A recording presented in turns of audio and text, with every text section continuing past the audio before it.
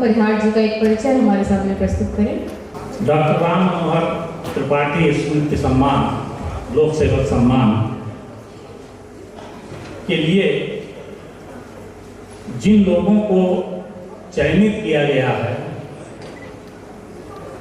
वो दो विभूतियां कि यूं ही नहीं मिलती राही को मंजिल, एक जुनून सा दिल में जगाना होता है। पूछा चिड़िया से कैसा बना आशियाना, तो बोली तिनका तिनका उठाना होता है।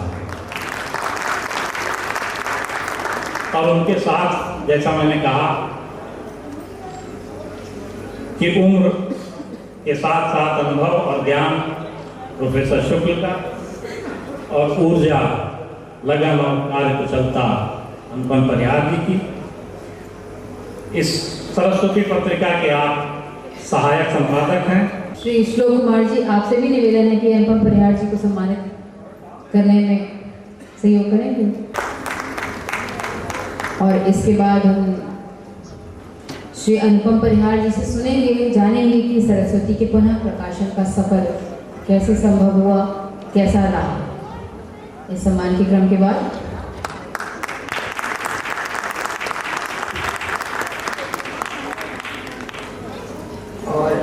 इसके बाद जो हमारे आज के आचार्य स्मृति दिवस का सबसे बड़ा सम्मान आचार्य महावीर प्रसाद द्विवेदी युग क्रीड़क सम्मान, उसकी तरफ हम बढ़ेंगे। लेकिन उससे पहले श्री अनुपम परिहार जी अपने शब्दों से हमें अनुग्रहित करेंगे। यहाँ पर आदरणीय मंच और इस सभागार में उपस्थित सभी सुधीजनों को मैं अपना प्रणाम करता हूँ। सबसे पहले मैं अपने प्रधान संपादक प्रोफेसर देवेंद्र शुक्ल जी, जो यहाँ कोरोना की वजह से नहीं उपस्थित हो पाए हैं, मैं उनका एक संदेश पढ़ रहा हूँ। उसके बाद फिर मैं सरस्वती कैसे आई, फिर से प्रकाशित हुई, मैं इसके बारे में फिर बता रहा हूँ।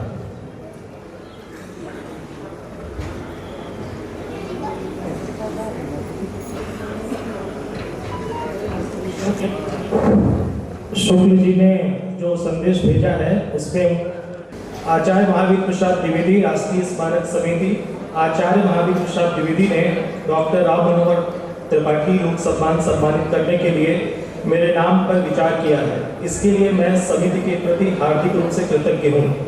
पर दिल्ली में कोरोना अपना विकराल रूप धारण कर चुका है। मेरी कॉलोनी परिसर में अधिकांश परिवार इसके प्रभाव में है।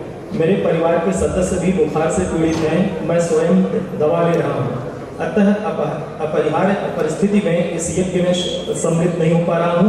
इस यज्ञ में आ रही सरस्वती माँ एवं आचार्य द्विवेदी जी की प्रतिमा को ही माल्यार्पण एवं प्रणाम करना चाहता था, पर अत्यंत विवश होकर श्री अनुपम परिहार जी से निवेदन कर रहा हूँ कि मेरा प्रतिनिधित्व करने की कृपा करें। आचार्य महावीर प्रसाद द्विवेदी समिति को मैं आप द्वारा आयोजित संयोजित यज्ञ मानता हूँ। आचार्य द्विवेदी स्मारक समिति के इस यज्ञ एवं आचार्य पद की परंपरा ने आचार्य द्विवेदी जी के स्वप्न को साकार किया है। प्रोफेसर देवेंद्र शुक्ल।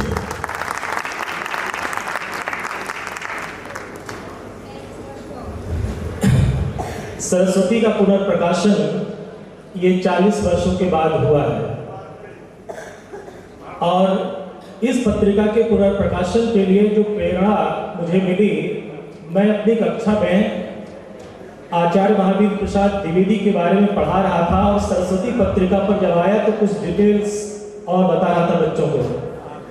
मोहम्मद आदिल नाम का एक विद्यार्थी, वह बहुत देर तक सुनता रहा और फिर उसने हाथ ऊंचा किया और कहा कि सर, इतनी महत्वपूर्ण पत्रिका थी, क्यों बंद हो गई? क्या इसका पुनर्प्रकाशन हो सकता है? मैं बड़े दुख के साथ यह साझा कर रहा हूं कि मोहम्मद आदिल इस समय इस दुनिया में नहीं है। वह बहुत अच्छा विद्यार्थी था। उसने ये प्रश्न हमसे किया और मैं उसका जवाब उसे नहीं दिया। मैंने उस दिन नहीं दिया। अगले दिन मैंने कहा कि आदिल, मैं कोशिश करूंगा कि इस पत्रिका के पुनर्प्रकाशन में जुट जाऊं, तुम्हारी सलाह मुझे अच्छी लगी। इलाहाबाद विश्वविद्यालय में रसायन विज्ञान के एक प्रोफेसर हैं, प्रोफेसर महेश चंद्र चट्टोपाध्याय जी, उनसे इंडियन प्रेस वालों का संबंध था। तो मैंने प्रोफेसर चट्टोपाध्याय जी से यह बात रखी और मैंने कहा कि मैं इंडियन प्रेस के लोगों से मिलना चाहता हूँ। तो उन्होंने फ़ोन कर दिया और मैं इंडियन प्रेस के लोगों से, जिसमें श्री एसपी घोष और श्री सुकृति घोष, इन दो लोगों से संपर्क किया। शुरू में इन दोनों लोगों ने कहा कि यह सरस्वती इतने सालों से बंद है, आप कैसे चला पाएंगे, पहले सोच लीजिए, अभी हम इसमें कोई रुचि नहीं लेंगे। इस तरह से 3, 4, 5, 6 कई बैठकें मैंने उनके साथ थी, लेकिन कोई नतीजा नहीं निकल रहा था। उन्हें जब विश्वास हो गया कि नहीं ये लोग निश्चित रूप से काम करेंगे, तो फिर उन्होंने अनुमति दे दिया कि ठीक है, हम इसका प्रकाशन कर देंगे, इसकी अनुमति मैं दे रहा हूँ। उसके बाद हम लोगों ने पुराना परिचय प्रोफेसर देवेंद्र शुक्ल जी से था, तो मैंने देवेंद्र शुक्ल जी को फोन किया और कहा कि सर इसका संपादन कार्य करना है आपको और इसके लिए मैं आपकी अनुमति चाहता हूँ और चाहता हूँ कि आप इलाहाबाद चले आए। तो शुक्ल जी 2 दिन बाद ही इलाहाबाद आ गए और फिर इंडियन प्रेस के साथ हमारी मीटिंग हुई और उसमें तय हो गया कि इस पत्रिका का प्रकाशन होगा। उस समय 2017 था और इलाहाबाद में डीएम थे श्री संजय कुमार जी। मैंने संजय कुमार जी से ये कहा कि इसमें कुछ कानूनी अड़चनें आ रही हैं और वह आपके मार्फत ही दूर हो सकती हैं।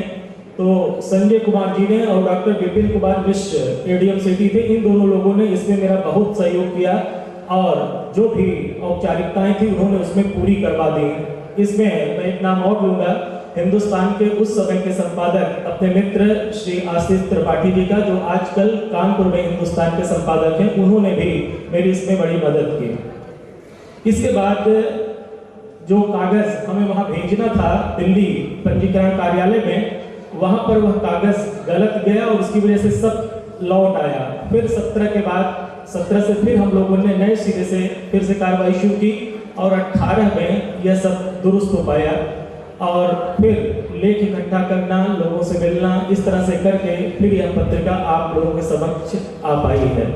17 फरवरी को, इसी पिछले महीने में 17 फरवरी को विधानसभा अध्यक्ष श्री हृदय नारायण दीक्षित जी ने इसका आभासी लोकार्पण किया हिंदुस्तानी अकेडमी में और इस पत्रिका को भी हम लोगों ने आपके समक्ष दिखाया भी था।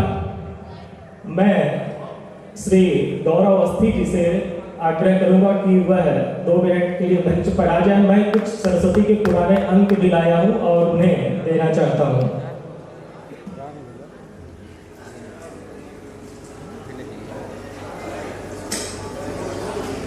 ओपन कर दे।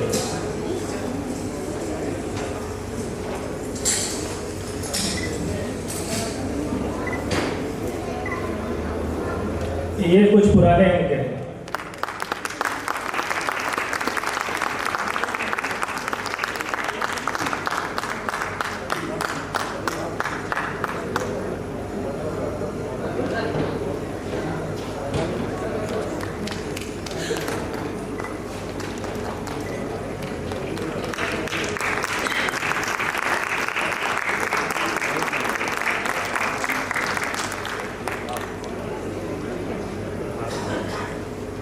जब ऐसी भेंट प्राप्त हो, ये 15 वर्षों में दूसरा मौका है। आप कंपनी याद नहीं जाते।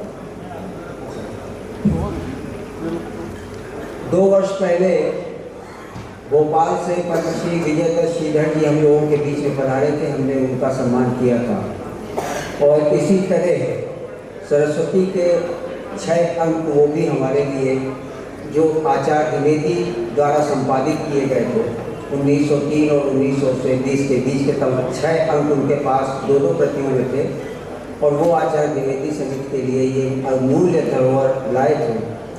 और आज अनुपम परिहार जी 73, 78 के तमाम से अंक आचार्य द्विवेदी समिति को धरोहर के रूप में सौंप रहे हैं। मैं उनका हृदय से आभार और कृतज्ञता देता हूँ।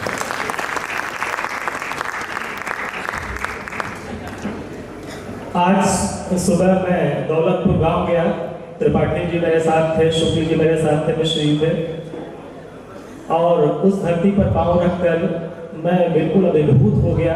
बहुत दिनों से दौलतपुर सुनता था, पढ़ता था, लेकिन आज पहली बार वहां पर पहुंच करके बड़ा गौरवान्वित महसूस मैंने किया। आचार्य द्विवेदी के बारे में दो संस्मरण सुना रहा हूँ।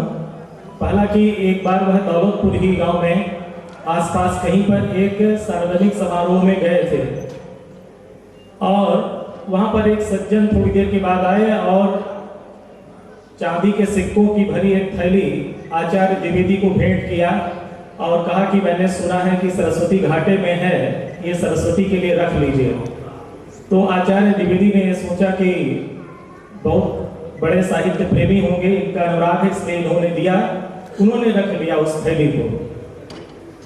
करीब 3 महीने के बाद एक रचना आई उन्हीं के द्वारा। उन्होंने उसमें उल्लेख किया था कि यह रचना मैं सरस्वती के लिए भेज रहा हूँ, कृपया इसको प्रकाशित कीजिएगा।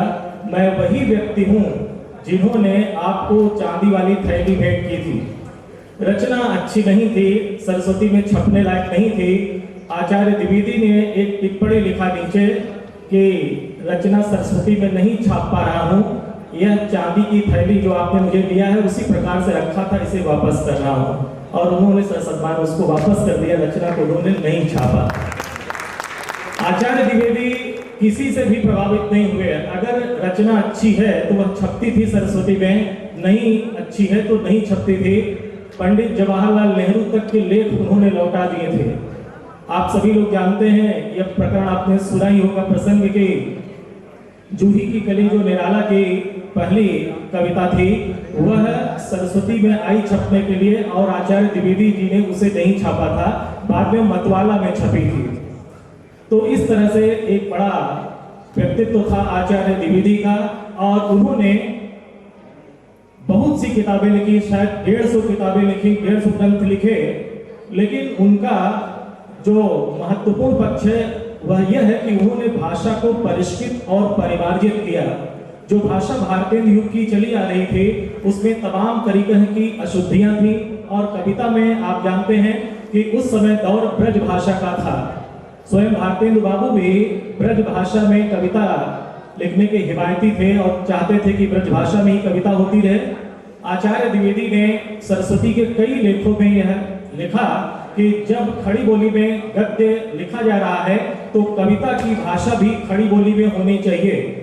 और उन्हीं की प्रेरणा से प्रभावित होकर अयोध्या सिंह उपाध्याय हरिऔध जी ने पहला उन्होंने महाकाव्य खड़ी बोली में लिखा, प्रिय प्रवास। और फिर उसके बाद आप जानते हैं मैथिली शरण गुप्त ने साकेत और तमाम इस तरह से रचनाएं आई और फिर दौर चल गया।